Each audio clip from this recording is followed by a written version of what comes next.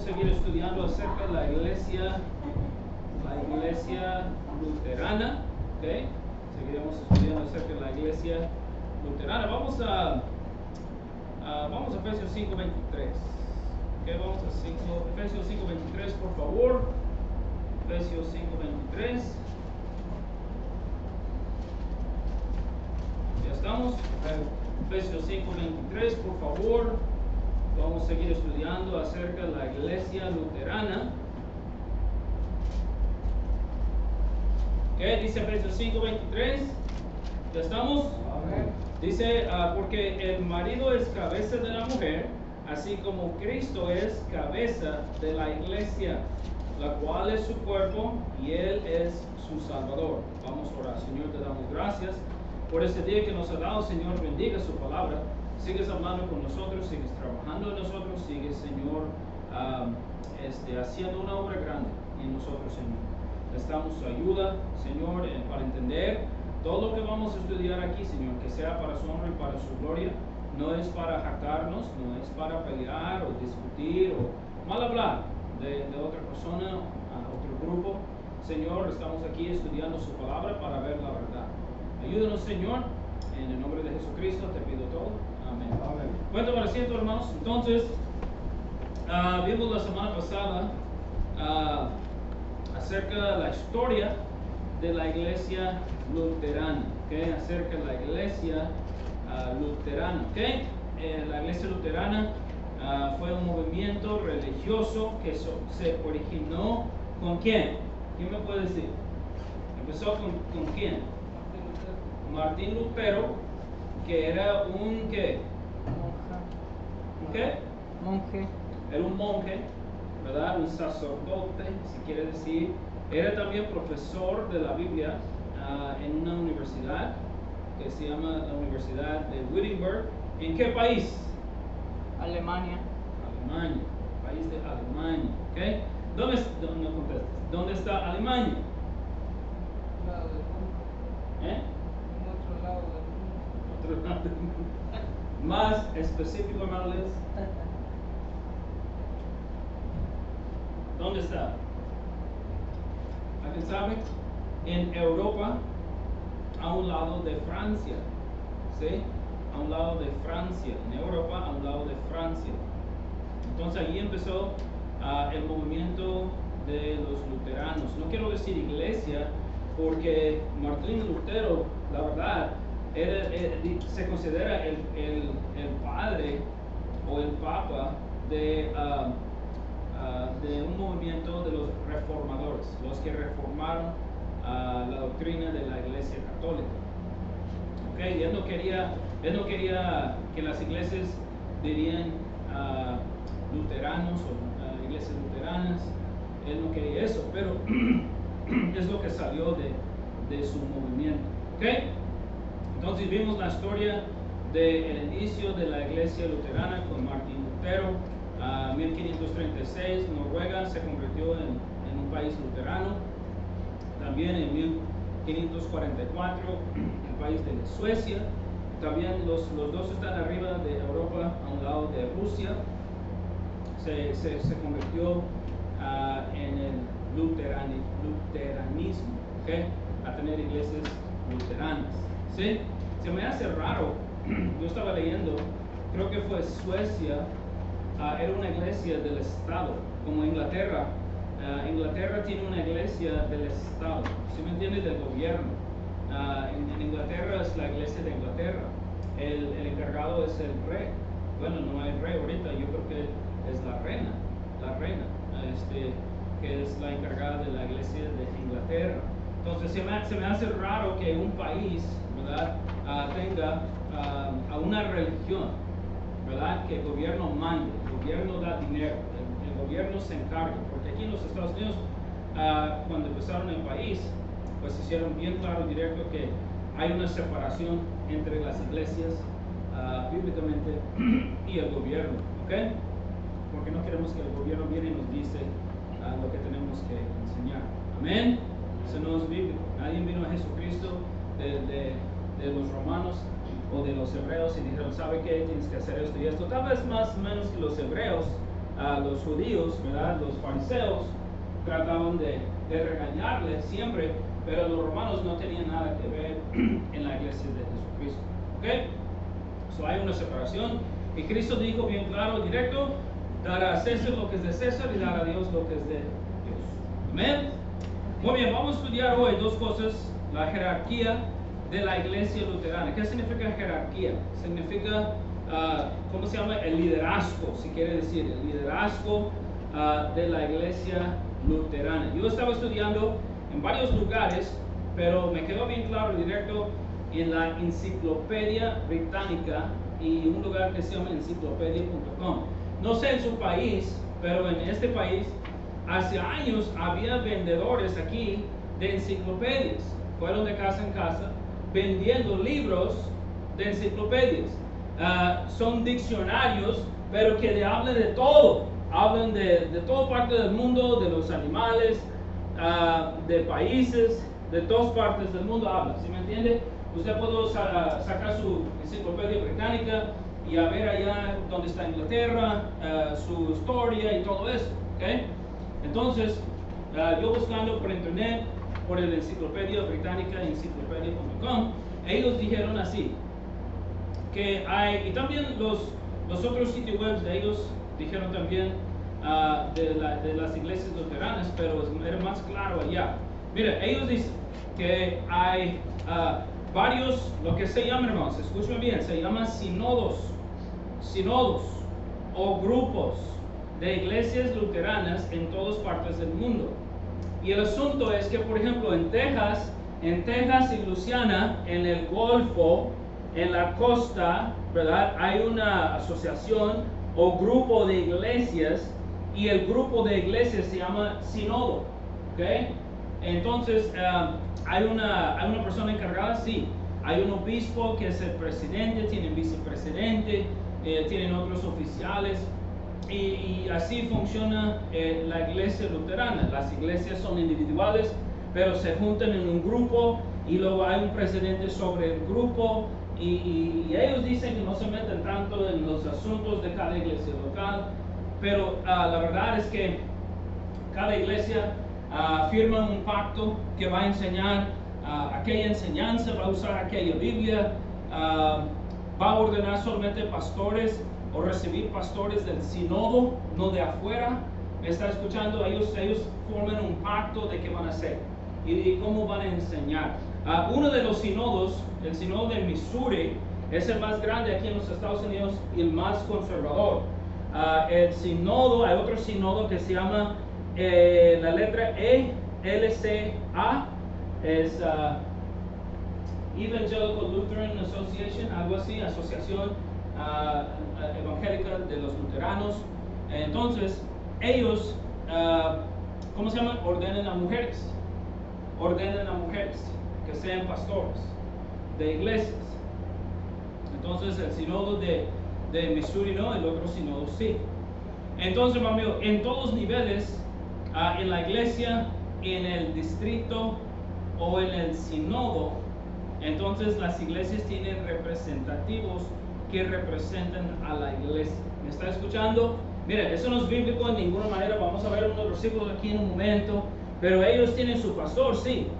Pero también tienen gente que representa a la iglesia al distrito. Si fuera, por ejemplo, Baton Rouge y luego Lafayette. Y luego cuando tienen que hacer decisiones grandes, pues van a otro lugar donde está ¿cómo se llama? Las oficinas del sínodo, y ellos toman decisiones para todas las iglesias. ¿Sí me están escuchando? Toman decisiones así los representativos. El nivel más grande es el sínodo, como mencioné. Tal vez el sínodo de este lugar sería, por ejemplo, en Missouri, ¿verdad? En Missouri. Y allá es el nivel nacional. Y luego el distrito de Luisiana y Texas. Y luego el distrito de Oklahoma y Kansas.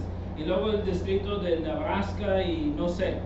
¿Sí me están escuchando? So hay como dos o tres estados en cada distrito, y todas las iglesias luteranas en aquellos estados allá forman un grupo. ¿Sí me entienden? So hay un grupo como regional y un grupo a nivel nacional.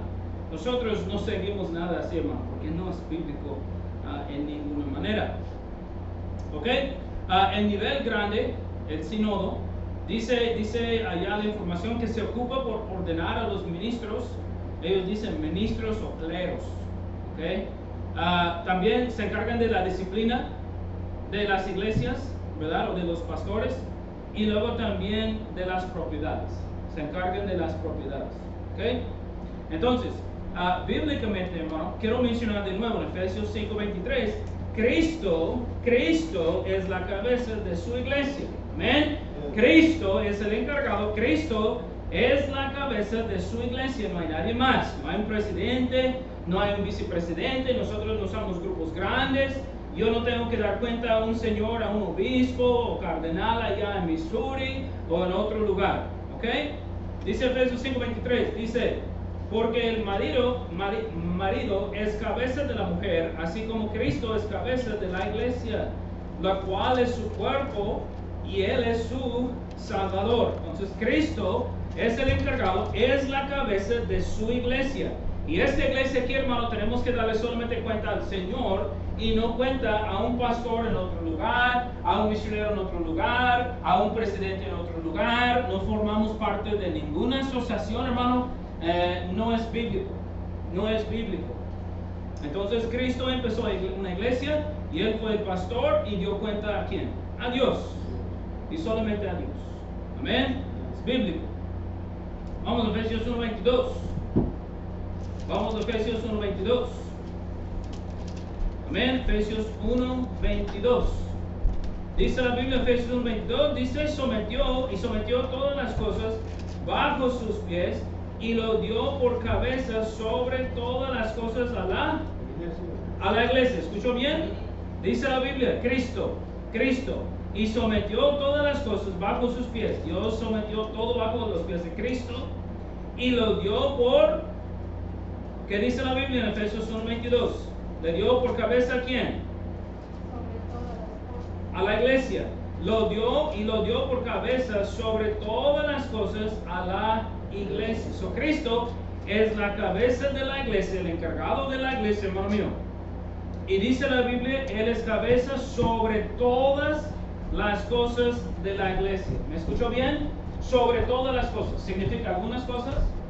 ¿Significa la mitad de las cosas? ¿Significa 3/4 de las cosas? ¿O Cristo es cabeza y encargado de todas las cosas de la iglesia? ¿Sí o no? Todas las cosas. Amén. Hermano, eso es muy importante. Eso es muy importante porque a veces nosotros ni sabemos lo que enseña la Biblia y luego uno va a una iglesia falsa y dice, no, allá el pastor dice que vamos a irnos a tal lugar y vamos a conocer allá y el obispo me va a decir y luego tal me va a regañar o quién sabe qué. Eso no es bíblico, hermano. En ninguna manera. Yo no tengo autoridad sobre la iglesia del pastor Juan Trujillo. Él no tiene autoridad sobre la iglesia aquí. No es bíblico, hermano. En ninguna forma. Yo no puedo regañar a los misioneros. Ellos tienen sus pastores. Si un día sale aquí un misionero de esta iglesia, pues se queda como miembro de esta iglesia. Y obviamente tiene que dar cuenta a la iglesia y a su servidor por cómo funciona todo. ¿Verdad? Si se independiza y queda como el pastor de la iglesia, obviamente él da cuentas a Dios solamente y la iglesia. Amén. Pero no, hermanos, nosotros no andamos así con jefes y cardenales y obispos y todo eso, hermanos, sobre la iglesia de Jesucristo. No es bíblico. Vamos a Colosenses 1:18. ¿Cómo está, hermano? ¿Todo bien? Excelente. ¿Cómo está, hermanos? ¿Cómo están, hermanos? ¿Todo bien? ¿Bien? No sé. Vamos a Colosenses 1:18, por favor. Vamos a Colosenses 1:18. Colosenses 1:18. Colosenses 1:18. Dice Colosenses 1:18, dice, y Él es la cabeza del cuerpo, que es la iglesia. Ya vimos tres porciones de la Escritura. Tres porciones de la Escritura. Tres lugares en la Biblia. Dice, y Él es la cabeza, Cristo, del cuerpo, que es la iglesia. y el que es principio y el primogénito entre los muertos, para que en todo tenga la preeminencia. Cristo es la cabeza de la iglesia. Y la iglesia, hay que entender eso otra vez, la iglesia no son los que son salvos, porque también los luteranos dicen así. No, hermano, la iglesia no son las personas salvas, son las personas salvas y bautizadas, que son miembros de la iglesia o que fueron bautizados en un lugar bautista independiente fundamental como nosotros, la misma doctrina, y hemos votado para recibirlos como miembros. ¿Okay? Es algo legal que tenemos que hacer porque ya fueron bautizados bíblicamente en otro lugar. Entonces, hermano mío, así es que nosotros debemos entender, Cristo es la cabeza de su iglesia. Y Él es el principio, el primogénito entre los muertos, para que en todo tenga la preeminencia. Él es encargado de todo. Amén. No tenemos que darle cuenta otra vez a un jefe, a un presidente, a un grupo. Yo no tengo que dar cuentas a lo que predicamos o enseñamos a otro grupo. Así no funciona, hermano. No es bíblico en ninguna manera. Amén. Ok. Vamos a Hechos 1:21, por favor. Hechos 1:21. Hechos 1:21. Yo dije yo, pero también la iglesia nos tiene que dar cuenta. Ahora, nosotros tenemos que darle cuenta, quiero ser claro, tenemos que darle cuenta al Señor por las cosas que predicamos y enseñamos. Y si un pastor obviamente enseña mal, pues tiene que darle cuenta a la iglesia, ¿verdad? Por enseñar mal. Si hay un maestro que enseña mal, que está enseñando una falsa doctrina, obviamente tiene que darle cuenta al Señor y también a la iglesia por enseñar mal. Amén. Entonces, vamos a Hechos 1:21. ¿Ya estamos? Déjenme llegar, hermanos. Yo estaba en Romanos. Hechos 1:21. Hechos 1:21 dice: es necesario pues que de estos hombres que han estado juntos con nosotros todo el tiempo que el Señor Jesús entraba y salía entre vosotros. Yo creo que apunté mal. Perdón. El asunto es que la iglesia de Jesucristo da cuenta a Dios. Déjame explicar rapidito. La iglesia de Jesucristo da cuenta a Dios por todo, pero quiero mencionar, Jesucristo es la cabeza de la iglesia. El encargado aquí en la tierra es el pastor, él es el encargado de la iglesia, ¿verdad? Pero la iglesia también ayuda, si quiere decir, ayuda al pastor de la iglesia en general, como eligiendo a los oficiales. ¿Ok? Eligiendo a los oficiales de la iglesia. Vamos a Hechos 1:21. Dice: es necesario pues que de estos hombres que han estado juntos con nosotros, dijo Pedro, todo el tiempo que el Señor Jesús entraba y salía entre nosotros, comenzando desde el bautismo de Juan hasta el día en que de entre nosotros fue recibido arriba, uno se ha hecho testigo con nosotros de su resurrección. Y señalaron a dos, José llamado Barsabás, que tenía por sobrenombre Justo, y a Matías, dos hombres. Ok, entonces murió Judas Iscariote, se ahorcó, y luego la Biblia dice que Pedro se juntó todos, había 120 allá en Hechos 1 de la iglesia. Pedro se levantó y dijo: ¿sabe qué? Necesitamos elegir a otro apóstol. Y para elegir a otro apóstol, tiene que ser uno que entraba y salía con Jesucristo. ¿Había más hombres? Obviamente había más hombres. Y luego, dice él, tiene que también ver la resurrección. Dice la Biblia otra vez, dice: necesario pues, el 21, que de estos hombres que han estado juntos con nosotros todo el tiempo que el Señor Jesús entraba y salía entre nosotros, caminaba con Cristo, andaba con Cristo. Dice, comenzando desde el bautismo de Juan, o sea, fue bautizado por Juan. Dice, el día en que de entre nosotros fue recibido arriba. O sea, fue bautizado por Juan, caminaba con Cristo y vio también que Jesucristo resucitó. ¿Había hombres así más que los 12? Obviamente. Él dice que sí. Jesucristo, en el libro de Mateo, entrenó a otros, yo creo que es Mateo 9, entrenó a otros 70 y los envió a hacer la obra del Señor. ¿Se acuerda? Entonces, hermano mío, había otras personas que seguían a Cristo desde el principio, sí, hermano. Y dice, señalaron dos, José y Barsabás, y tenían por sobrenombre justo, y luego a Matías.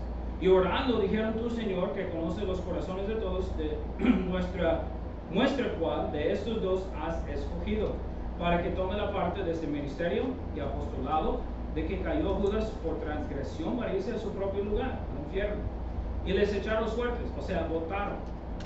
Y la suerte cayó sobre Matías y fue contado con los 11 apóstoles. So, la iglesia tuvo parte en elegir.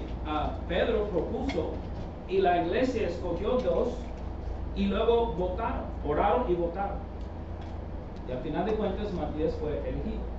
¿Me está escuchando, hermano? Eso, yo digo eso, hermano, porque es algo bíblico. Nosotros no vamos a dejar un grupo elegir el pastor para nosotros o elegir los oficiales para nosotros o venir y decirnos tienes que llevar este tesorero, tienes que llevar ¿cómo se llama? Diácono. No es así, hermano. La iglesia aquí, los que son salvos y bautizados, miembros de la iglesia, van a tener el privilegio, hermano bíblico, para votar por el pastor, para votar por el diácono, para votar por los oficiales, y así es como funciona. Amén. Y antes lo hicimos. Votamos por la hermana Cristina como tesorera y la hermana Julia como la secretaria de la iglesia.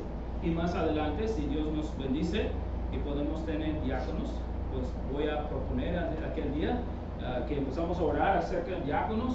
Tal vez hablando todos juntos podemos decir fulano de tal y fulano de tal, y oramos, buscamos la voluntad de Dios y votamos. ¿Me está escuchando, hermano? Es algo bíblico. Vamos a Hechos 6:1, hablando de los diáconos. No hay apóstoles ya, no hay apóstoles, pero hay diáconos. ¿Okay?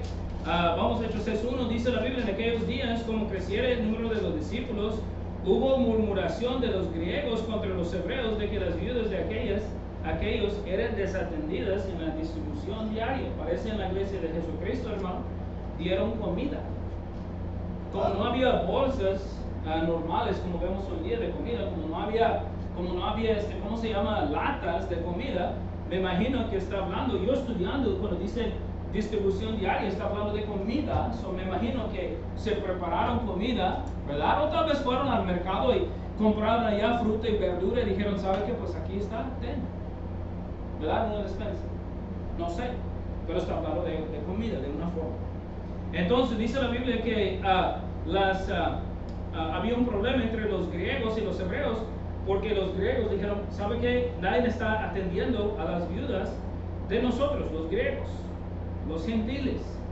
Entonces los 12 convocaron la multitud, incluyendo Santiago, el pastor de los discípulos, o sea, de la iglesia, y dijeron, no es justo que nosotros dejemos la palabra de Dios para servir a las mesas.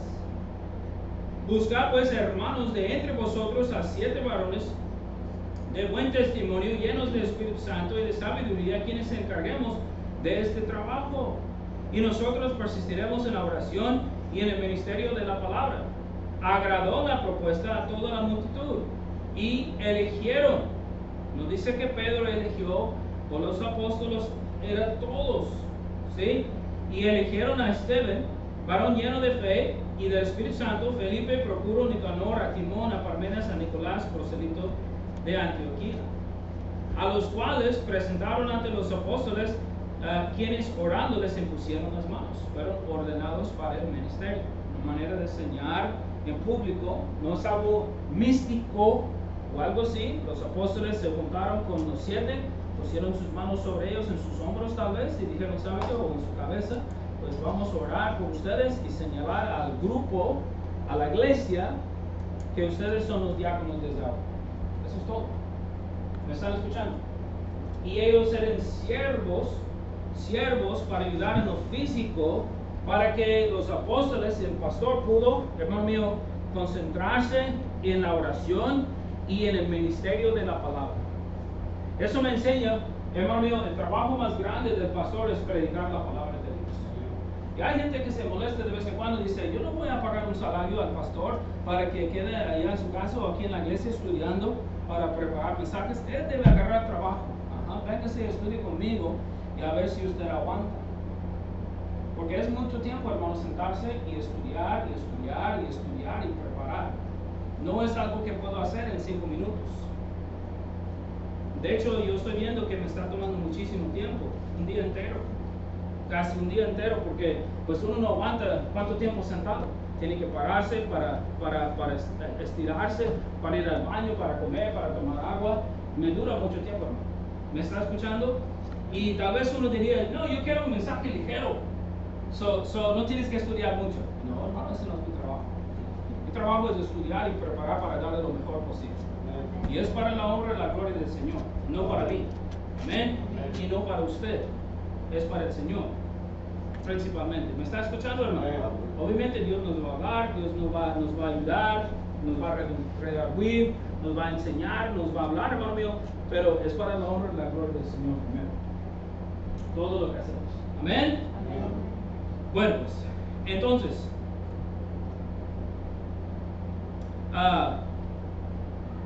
ellos eligieron, hermano, a los apóstoles, la iglesia y a los diáconos. ¿Por qué digo todo esto, hermano? Porque quiero enseñar otra vez. No, la forma de la iglesia luterana no es correcta, no es bíblica. Cristo es la cabeza de la iglesia, nadie más. El pastor es el indicado para dirigir la iglesia, para predicar y enseñar. Es el pastor, el supervisor, como vimos antes, todo acerca del pastor en el discipulado, ¿verdad? Hablando de sus características, el anciano. Entonces, hermano mío, pero quiero mencionar otra vez que Jesucristo, que Dios estableció en la iglesia de Él, ¿verdad? Que la iglesia ayuda en cuanto a las cosas, eligió en la Biblia los apóstoles, el apóstol, y luego los diáconos, ¿ok? ¿Se me están escuchando? Amén. Nadie más va a venir y va a dirigir, va a tomar lugar, va a enfrentar, va a decirnos X cosas, no es así, ¿ok? También en el Nuevo Testamento, hermano, Pablo, Bernabé y Tito ordenaron ancianos y pastores en cada iglesia. Vamos a Hechos 14. Hechos 14, algo que hace el sínodo de los luteranos, el grupo a nivel grande. Pues ellos dicen, bueno, pues iglesias tienen que firmar un pacto donde tienen que escoger un pastor de un grupo de hombres que nosotros decimos que sí. ¿Eso es bíblico o no es bíblico? En ninguna manera es bíblico. ¿Me está escuchando? La iglesia aquí, hermano mío, no tiene restricción, obviamente, hay cualificaciones para ser pastor, y en Timoteo y en Tito, y hay que seguir las cualificaciones a lo que dice la Biblia, y obviamente nunca vamos a escoger, porque yo soy miembro de la iglesia también, nunca vamos a escoger a un pastor o un siervo aquí que enseña falsas doctrinas. Amén. No vamos a hacer eso en ninguna manera. Entonces, pero dice aquí en Hechos 14:23, quiero que vean que es algo bíblico, ¿verdad? Hechos 14:23 dice Pablo, hablando aquí, dice, y constituyeron, ancianos en cada iglesia, y habiendo orado con ayunos, los encomendaron al Señor en quien habían creído. Pasando luego por Pisidia, vinieron a Panfilia, y habiendo predicado la palabra a Perge, descendieron ¿cómo se llama? Atalia.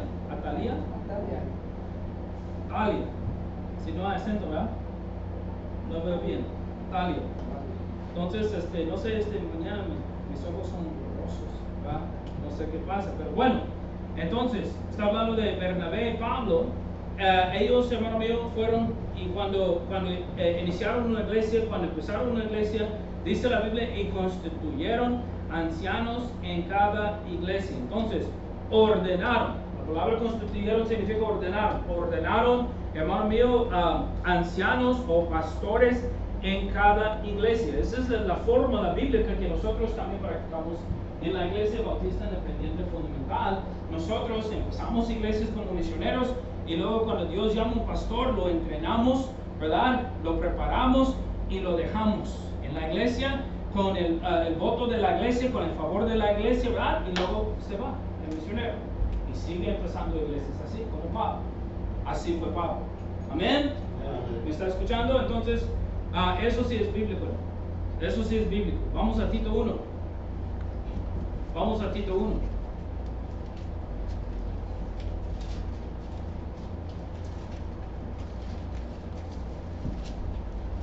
Vamos a Tito 1.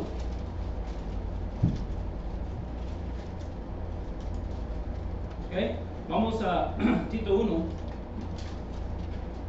Tito capítulo 1, versículo 1 dice: Pablo, siervo de Dios y apóstol de Jesucristo, conforme a la fe de los escogidos de Dios y el conocimiento de la verdad, que es según la piedad, en la esperanza de la vida eterna, la cual Dios, que no miente, prometió desde entonces, del principio de los siglos, y dice, y a su debido tiempo manifestó su palabra por medio de la predicación que me fue encomendada por mandato de Dios nuestro Salvador.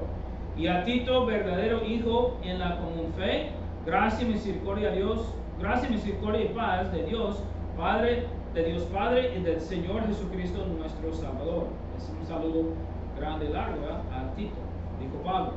Dice él, Pablo dice: por esta causa te dejé ¿en dónde?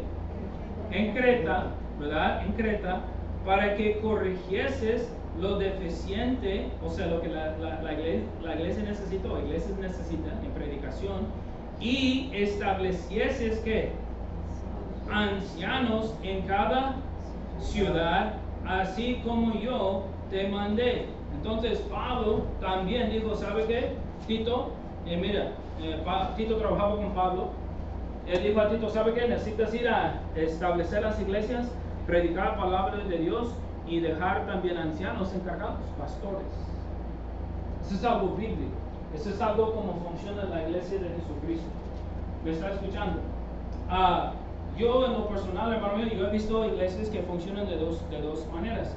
Iglesias, por ejemplo, aquí en los Estados Unidos. Por ejemplo, el pastor recomienda a uno a la iglesia. La iglesia vota, tomando voto si van a llevar el pastor o no, cuando hay cambio de pastores. O yo he visto iglesias donde el pastor a veces se deja la iglesia y dice a la iglesia, pues ustedes encárguense de todo. Yo no creo que el segundo es bíblico, en ninguna manera. El pastor no debe dejar la iglesia en ninguna manera hasta que Dios traiga otro pastor. Para mí eso es algo falta de ética, porque la iglesia necesita pastor. Y como un pastor va a dejar la iglesia, ¿verdad? Por X cosa y luego dejar la iglesia sin un pastor. Para mí es falta de ética. ¿Me está escuchando? Jesucristo, hermano mío, cuando Él murió, Santiago fue el siguiente pastor. Todo lo que vemos en la Biblia, todos, Pedro y todo Pablo y todos ellos dieron cuentas a Santiago. Cuando tenían una reunión en Hechos acerca del asunto de la circuncisión y todo, ¿quién tenía la última palabra? Santiago o Jacobo, es el mismo nombre. Él tenía la última palabra.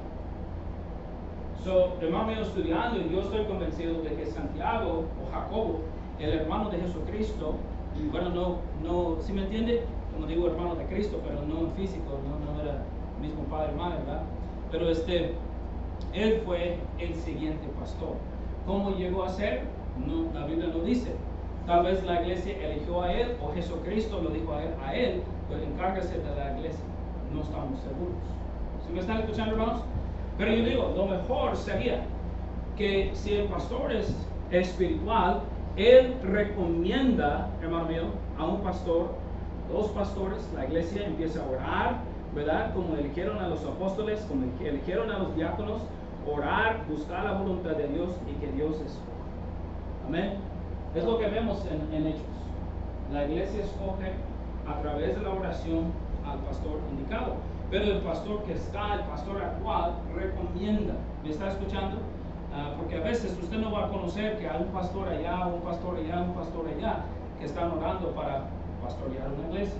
Pero yo sí, otro pastor me recomienda. ¿Sí me está escuchando? Me acuerdo del pastor Trujillo, me dijo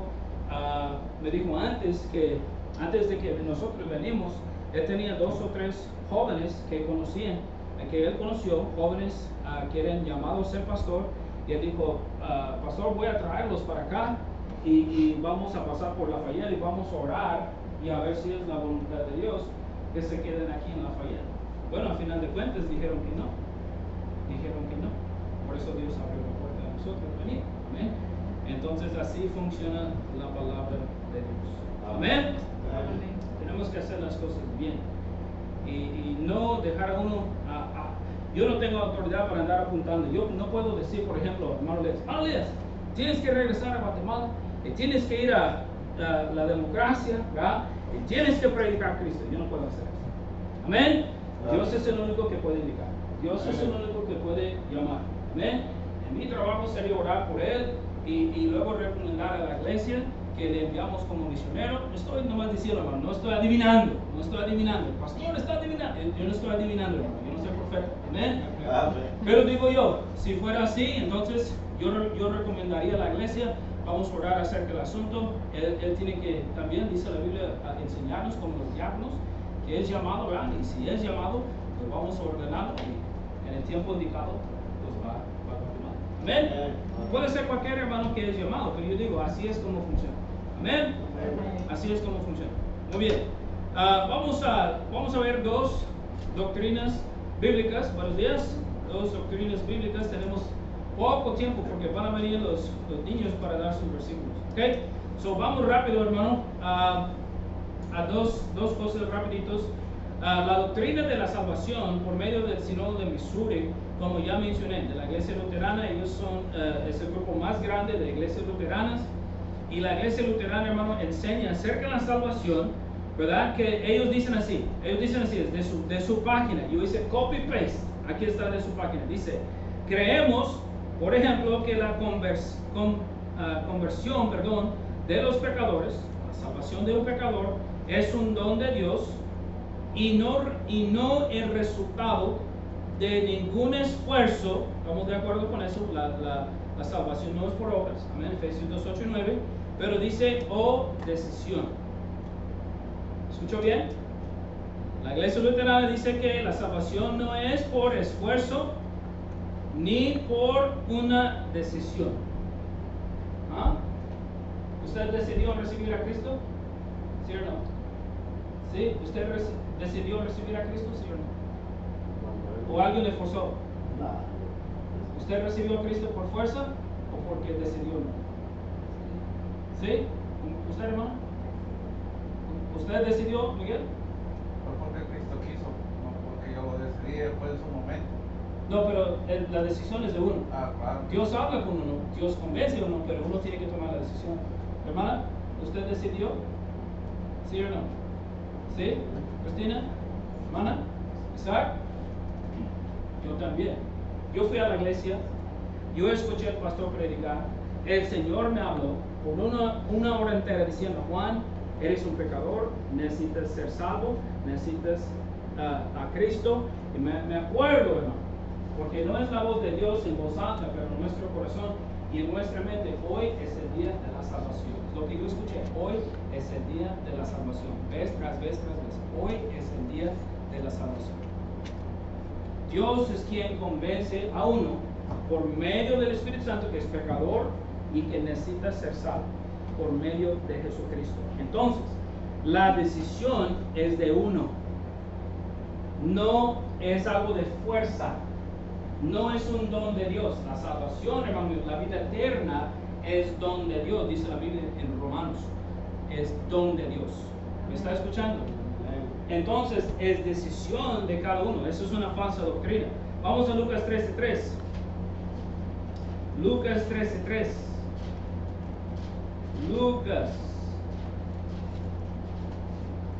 Vamos a Lucas 13:3.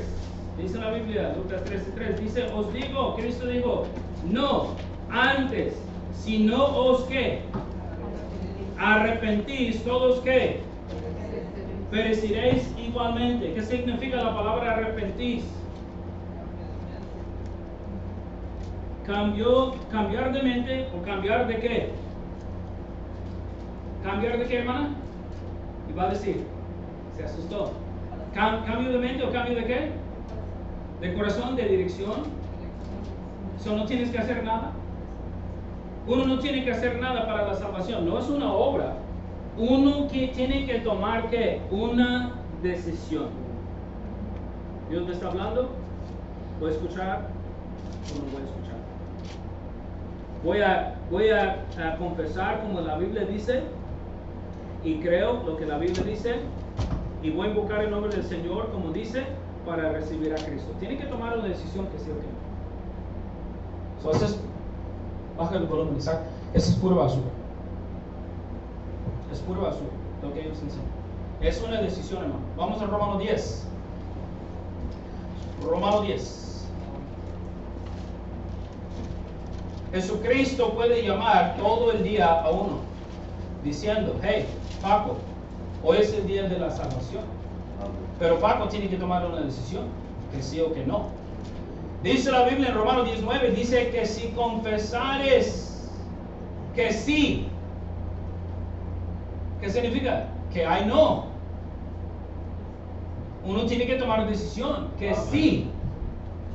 Que si confesares con tu boca que Jesús es el Señor y creyeres en tu corazón que Dios le levantó de los muertos, serás salvo. Porque con el corazón se cree para justicia, pero con la boca se confiesa para salvación. Porque todo aquel que invocare el nombre del Señor será salvo. Uno tiene que tomar una decisión que sí o que no.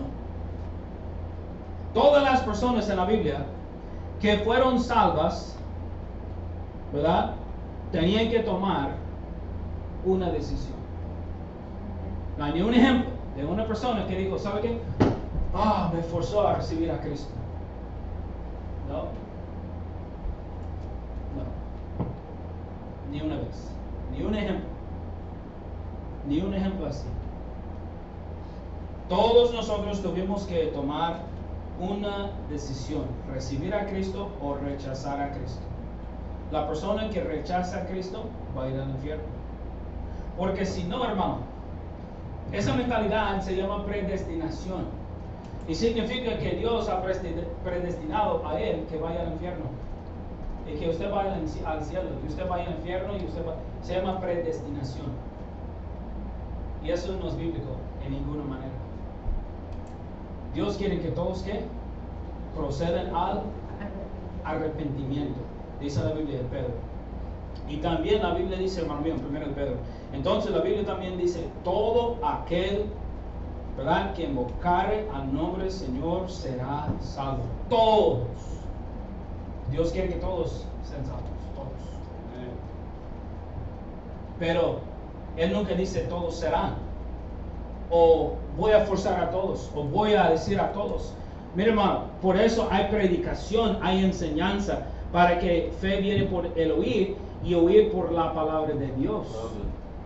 Dios usa la palabra de Dios para convencernos por medio del Espíritu Santo, a convencer a uno. La Biblia dice así. Así es, dice el Espíritu Santo. Así es, así es, así es. Amén. Y uno tiene que escuchar y obedecer o no. ¿Alguien le forzó a usted a venir aquí hoy? Nadie forzó a mí. ¿Alguien le forzó a bautizarse? ¿Los que fueron bautizados? No.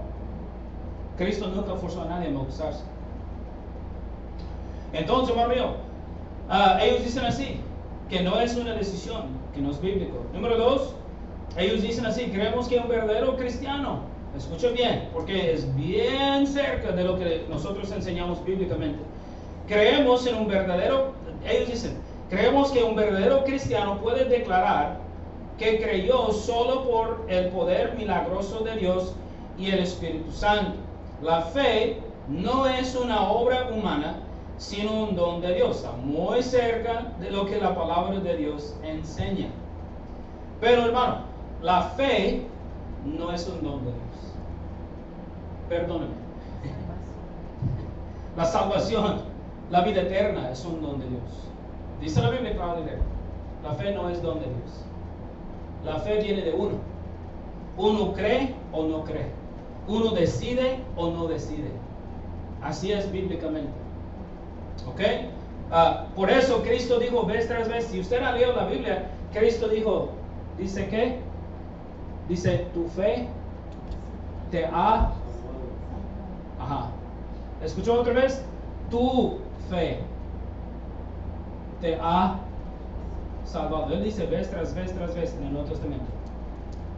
no te preocupes, tu fe te ha salvado. No la fe que yo puse, no la fe que yo te di. Él dijo, tu fe te ha salvado. ¿Okay? Uno tiene que creer por fe. Entonces vamos a Romanos 10. Romanos 10, 14, hermano, dice, ¿cómo pues invocarán a aquel en el cual no han creído? Dile a Alice en 5 minutos, por favor. Dice, ¿y cómo pues invocarán a aquel en cual no han creído? ¿Y cómo creerán en aquel de quien no han oído? ¿Y cómo oirán sin haber quien les predique? ¿Ah? Dice, ¿y cómo predicarán si no fueron enviados? Como está escrito, cuán hermosos son los pies de los que anuncian la paz, de los que anuncian buenas nuevas. Mas no todos obedecieron el evangelio de Cristo. Pues Isaías dice, Señor, ¿quién ha creído a nuestro anuncio? Dice, así que la fe, ¿escuchó bien? Así que la fe es por el oír, y el oír por la palabra de Dios. Entonces, hermano mío, uno escuchando la palabra de Dios va a estar convencido o va a tener convicción, se llama. Dios va a andar diciendo, hey, hijo, mira, escuchen esto y esto y esto y esto. Y luego uno tiene que decidir que sí o que no. O sí, yo creo. La Biblia dice así, así es. Yo creo. ¿Me está escuchando? Es decisión de cada uno. No es algo, porque si fuera así, hermano, piénsalo bien. Si fuera así, entonces, ¿por qué Dios no pone la fe en todos? Si la fe viene de Dios y es don de Dios, ¿por qué no le da a todos? ¿Ah? La misma iglesia luterana dice, no sabemos por qué. Dice allá en la página, yo le puedo enseñar, no sabemos por qué. No entendemos eso, pero es don de Dios. Pero no entendemos porque Dios nos salva a todos. Dios está dispuesto a salvar a todos, pero es decisión de cada uno de nosotros. Uno va al infierno por su propio pecado y su decisión, no porque Dios es injusto. Amén. Dios da la decisión a cada uno. Hey, hijo, ¿quieres ir al cielo? Mira, la Biblia nos enseña cómo. Te hablo, te voy a tratar de convencer, te voy a dar convicción, pero si no quieres, ¿qué va a hacer Dios? Amén. Amén. Otra vez le va a hablar con el favor de Dios. Pero, hermano mío, no es un don la fe. Es por oír la palabra de Dios y tomar la decisión. Vamos a Mateo 17. Estoy tratando de darles unos ejemplos. Mateo 17 y el tiempo se acaba. Vamos a Mateo 17, por favor. Mateo 17, 18 dice, Mateo 17, 18 dice, y reprendió Jesús el demonio, el cual salió del muchacho, y este quedó sano desde aquella hora. Viniendo entonces los discípulos a Jesús aparte, dijeron, ¿por qué nosotros no pudimos echarlo afuera? Jesús les dijo, por vuestra poca fe. Ahora, no es para la salvación, pero dice la Biblia, el justo por la fe vivirá, o la fe es muy importante, y es algo, hermano mío, que Dios después de la salvación va a ayudar a uno a incrementar su fe, ¿verdad? Obviamente. Pero Cristo dijo claro y directo a sus discípulos que no pudieron echar fuera el demonio por su poca fe. Si hay poca fe, hay mucha fe. ¿Me están escuchando? No sé si entienden el punto. Si hay poca fe, hay mucha fe. Y la fe viene del hombre, no de Dios, no de otro lugar. Dice, por vuestra poca fe. Porque de cierto os digo que si tuvieres fe, ¿escuchó bien? No si te doy. Dice, si tuvieres fe como un grano de mostaza, diréis a este monte, pásate de aquí allá, y se pasará, y nada os será imposible. Ahora, él dijo eso a sus apóstoles. Amén. Los cristianos de hoy en día no tenemos poder para hacer milagros. No andamos echando fuera los demonios. No andamos nosotros diciendo a la montaña de allá de Colorado, ¿sabe qué? Échate de allá hasta Montana. No es así. Amén. No es así. Él estuvo hablando a sus apóstoles. porque nosotros no hacemos milagros así. Entonces, hermano mío, él dijo que era conforme a la fe, ¿ok? De los hombres. Vamos a Marcos 9. Marcos 9.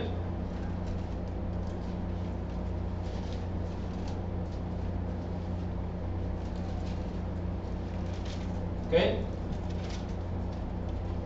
Vamos a Marcos 9, 19, hermano. Dice, respondiendo él, les dijo, oh generación incrédula, o una generación sin fe, hermano. ¿Hasta cuándo he de estar con vosotros? ¿Hasta cuándo os he de soportar? Tráemelo. Dice, y se lo trajeron, y cuando el Espíritu vio a Jesús, sacudió con violencia al muchacho, quien cayendo en tierra se revolcaba, echando y espumarajos. Jesús preguntó al padre cuánto tiempo hace que le sucede esto, y él dijo, desde niño, y muchas veces le echan el fuego y en el agua para matarle, pero si puedes hacer algo, ten misericordia de nosotros y ayúdanos. Jesús le dijo, si puedes, ¿qué? Si puedes tener fe. Si puedes creer, al que cree todo le es conforme a la fe, hermano. Si nosotros no tenemos fe para la salvación, no hay salvación. Si nosotros no tenemos fe, hermano mío, para hacer las cosas de Dios, entonces Dios no va a hacer mucho en nosotros. Dice la Biblia que Cristo no pudo hacer muchos milagros en su propio lugar, porque la gente no tiene fe. Su pueblo dijo, ¿no eres el hijo del carpintero, José? ¿Tu madre no es María? Eres un ser humano como nosotros. Entonces no tenían nada de fe. No creyeron que era el Mesías, que era Jesucristo. Amén. Hay que tener fe. Amén. Hay que tener fe. Él dijo, Cristo dice, si puedes creer, al que cree todo le es posible. ¿Ok? Vamos a Gálatas 3:1. Tenemos que terminar porque los niños van a venir. Gálatas 3:1. Gálatas 3:1. ¿Sabe, hermano mío? Lo mejor de todo es lo que dice la Biblia, hay que creer. Por fe, y hay que obedecer. Y usted va a ver que es cierto. Gálatas 3:1. Dice, oh Gálatas insensatos, ¿quién os fascinó para no obedecer a la verdad? Y vosotros, ante cuyos ojos Jesucristo fue ya presentado, dice claramente, entre vosotros como crucificado. Esto solo quiero saber de vosotros, ¿recibisteis al Espíritu por las obras de la ley o por el oír con fe? Tan necios sois, habiendo comenzado por el Espíritu, ahora vais, dice, a acabar por la carne. ¿Por la carne? Es una pregunta. Tantas cosas habéis padecido en vano, si es que realmente fue en vano. Dice, si es que realmente fue en vano, perdón. Aquel pues que os suministre el Espíritu y hace maravillas entre vosotros, ¿lo hace por las obras de la ley o por el oír con fe? Así Abraham creyó a Dios y le fue contado por justicia, la salvación. Abraham creyó también en Jesucristo por fe. Él lo conoció como el Mesías. El Mesías. No como Jesús. El Mesías, el Cristo. Y él creyó por fe y fue salvo también. Dice la Biblia, hermano, dice el 7, sabe por tanto que los que son de fe, estos son hijos de Abraham, los que son salvos. Y la Escritura, previniendo, dice que Dios había de justificar por la fe a los gentiles, dio de antemano la buena nueva a Abraham, que es el Evangelio, diciendo, en ti serán benditas todas las naciones por medio de Jesucristo. De modo que los de la fe son bendecidos con el creyente Abraham, porque todos los que dependen de las obras de la ley están bajo maldición. Pues escrito está, maldito todo aquel que no permaneciere en todas las cosas escritas en el libro de la ley para hacerlas. No seguimos la ley. Y que por la ley ninguno se justifica para con Dios, es evidente, porque el justo por la fe vivirá. El justo por la fe vivirá. Hermano mío, todo es de fe. La salvación es por fe. Todo lo que hacemos es por fe. Seguimos a Cristo por fe. Hacemos todo por fe, pero conforme a nuestra fe. Ahora, Dios nos puede ayudar a tener más fe, obviamente. Hay que orar, pedir y se os dará. Señor, ayúdame a tener más fe, a crecer en fe. ¿Verdad? Quiero tener más fe, ayúdame. Obviamente. Vamos a 1 de Pedro, porque no solamente dicen que la salvación, hermano mío, no solamente dicen que la fe es don de Dios, pero ellos dicen también que los bebés, hermano mío,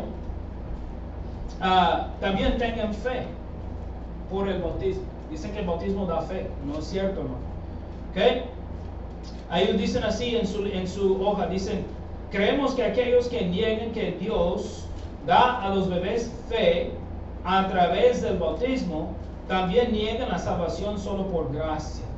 Los niños no tengan fe, los bebés, ¿ok? Eso no, hermano. Son niños y no pueden tomar una decisión, ¿ok? Primero de Pedro 3:21 dice, el bautismo que corresponde a esto ahora nos salva. El bautismo que corresponde a esto ahora nos salva. Pero la palabra Dios explica la palabra salvo. En paréntesis es la definición. No quitando las inmundicias de la ¿qué? De la carne. No quitando el pecado de la carne. ¿Qué? El bautismo. Sino como la aspiración de una buena ¿qué? Conciencia hacia Dios por la resurrección de Jesucristo. El bautismo da, una cosa que da, es una buena conciencia con Dios. ¿Por qué? Obedecimos. Mateo 28 dice, ir y hacer discípulos bautizándolos. Es un mandato de Dios. Y cuando uno obedece, hay buena conciencia. El bautismo, hermano mío, nos enseña a todos que fuimos salvos, que nosotros somos una nueva criatura en Cristo Jesús. Y hermano mío, no solamente es un ejemplo, un retrato de lo que ha pasado a nosotros. Fuimos muertos nosotros en nuestros delitos y pecados, dice la Biblia. Y luego el hombre viejo fue sepultado y el hombre nuevo resucitado. Así es algo simbólico nomás. No es algo místico, no es algo mágico. La salvación, el bautismo nos da la salvación, no nos da poderes. El hermano Líder nos salió Superman, amén, o Spider-Man, amén. No es así. Es algo de obediencia también. ¿Ok? No quitando las inmundicias de la carne, dice la Biblia, el bautismo. Entonces, hermano mío, el bautismo de un infante, de un niño, no hace nada. Solamente el sacerdote lava su coco mejor con un jabón y ahí está. Que huele bonito el niño. Eso es todo, no hace nada. Es una falsedad. No está en la Biblia. No hay ningún lugar aquí donde se bautizaron a un niño, un bebé. No hay ningún lugar. No hay ninguno. Ahora, podemos bautizar a un niño de 6, 7, 8 si es salvo y con permiso de los padres. Pero no es para la salvación, es en obediencia de la palabra de Dios. ¿Ok? No bautizamos a los bebés, no es para que tengan fe, porque yo vi en otro lugar que dicen que el bautismo da la semilla de la fe aquí, y cuando ya está grande puede tomar las clases, como los católicos de catequismo, y luego ellos pueden confesar. Eso no tiene nada que ver con la Biblia. No está en la Biblia, no tiene nada que ver con la Biblia. Con la doctrina de una iglesia sí, pero no tiene nada que ver con la Biblia. ¿Ok? Y nosotros seguimos la Biblia, la palabra de Dios y solamente la palabra de Dios. Para terminar rápido, porque los niños van a venir. Ellos también dicen acerca de la doctrina de la cena del Señor. Dicen así, y voy a terminar. También creemos que las Escrituras enseñan que el pan y el vino de la cena del Señor, ellos dicen la comunión, nosotros decimos la cena del Señor, porque así estaban cenando. La cena del Señor son el cuerpo y la sangre verdaderos de Cristo. ¿Sí? Y aunque nosotros no suponemos, escuche bien, ellos dicen así de su página, aunque nosotros no suponemos entender cómo esto ocurre, así es. ¿Entendió? Amén. Ojalá que, porque está en inglés y yo hice la traducción usando ayuda por internet, pero así es, hermano. Ellos dicen que el pan sin levadura porque así es, pan sin levadura. Y bíblicamente, cuando dice la Biblia vino, usted busca la palabra vino y significa jugo de uva, no fermentado. Nunca es fermentado cuando es con Jesucristo. Él no fue un borracho tomando, ¿sí? Entonces, es jugo de uva no fermentado. Busca la definición. Usted puede encontrar, facilito. ¿Ok? Entonces, ellos dicen que como la Iglesia Católica que se convierte en el cuerpo literal y la sangre literal de Jesucristo. Nunca dice así la Biblia. Nunca es así. Es algo simbólico. Es algo simbólico. El pan sin levadura representa a Cristo y lo que Él hizo con su cuerpo, tomando el pecado de nosotros, dice la Biblia, en su cuerpo, en el árbol. Dice la Biblia, en el árbol. ¿Ok? O en la cruz, si quiere decir. El jugo representa, hermano mío, la preciosa sangre de Jesucristo que Él derramó para pagar por nuestros pecados. ¿Sí? Es algo simbólico. Entonces, ellos dicen, creemos que Dios da el verdadero cuerpo y sangre de Cristo para el perdón de pecados. ¿El pan y el jugo perdonan pecados? ¿Quién perdona pecados? ¿Quién? Bueno, por medio de la sangre de Cristo. Pero ¿quién perdona? Dios. Dios es el único. Por medio de la sangre de Jesucristo. ¿Me está escuchando?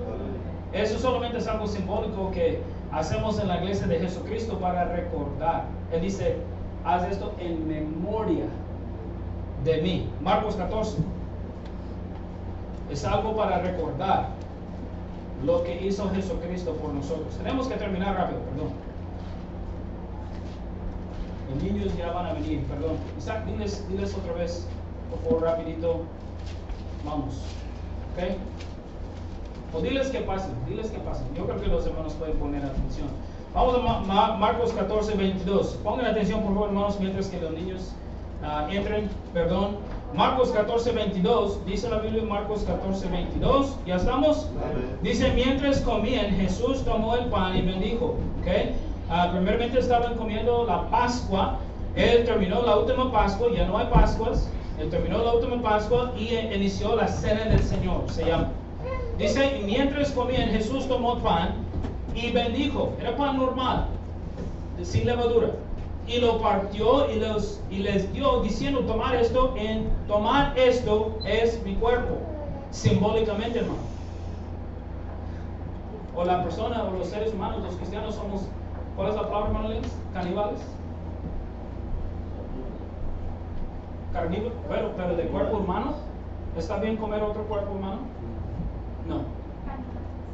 No. Entonces, hermano mío, dice, ¿dónde estamos? 22. Y mientras comían, Jesús tomó pan y bendijo y lo partió, les dio, diciendo, tomar esto es mi cuerpo, y tomaron la copa, y habiendo dado gracias les dio, y bebieron de ella todos. Y les dijo, esta es mi sangre del nuevo pacto, que por muchos es derramada. Es derramada. De cierto os digo que no beberé. Escucha bien, porque si fuera la sangre de Cristo, mágicamente, bueno, Cristo andaría tomando su propia sangre, comiendo su propio cuerpo. Y luego dice el 25, de cierto os digo que no beberé más del fruto de la vid. ¿Cuál es el fruto de la vid? Jugo de uva. Usted vaya a la vid donde hay uvas y usted exprime y va a tener un vaso de jugo.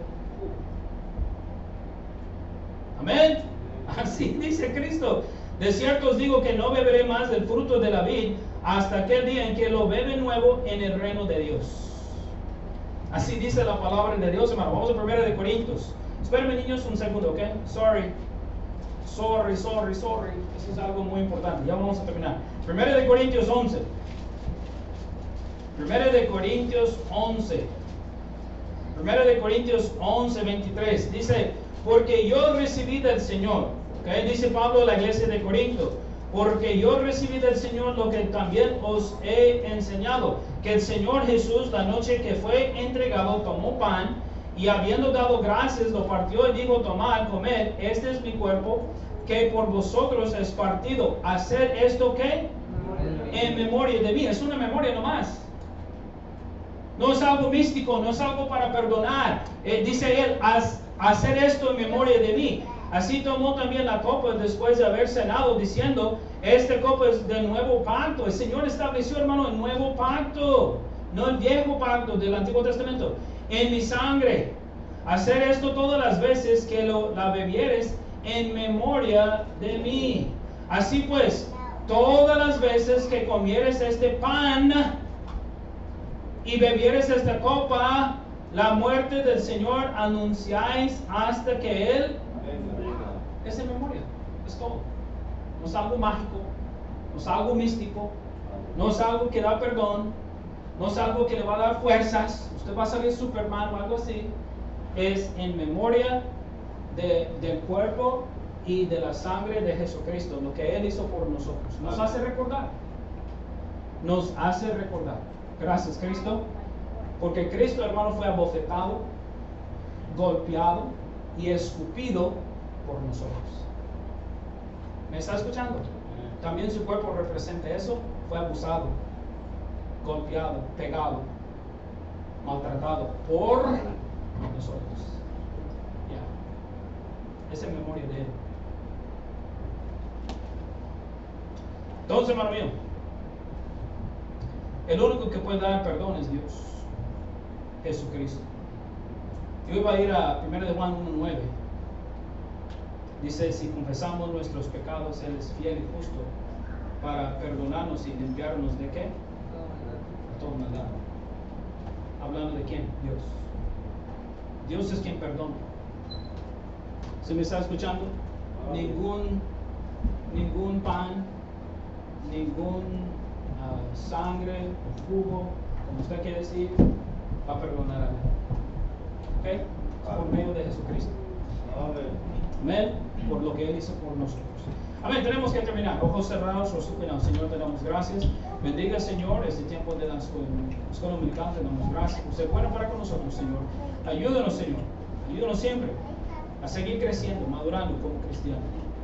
Y, Señor, debemos tener fe que lo que dice su palabra es cierto.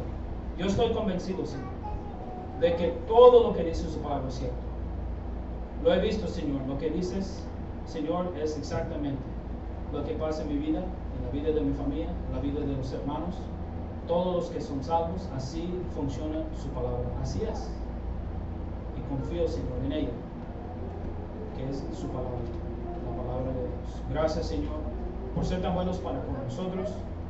Sigues trabajando en nuestros corazones. Ayúdanos, Señor, a obedecer su palabra y tener fe.